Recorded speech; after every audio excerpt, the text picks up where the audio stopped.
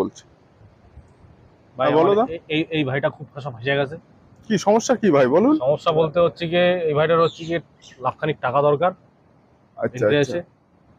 তা আমি তো জানি যে আপনি টাকা পয়সা দেন, দেখেন যদি একটু ব্যবস্থা করে দিতে পারেন তাহলে উপকার হয় খুব।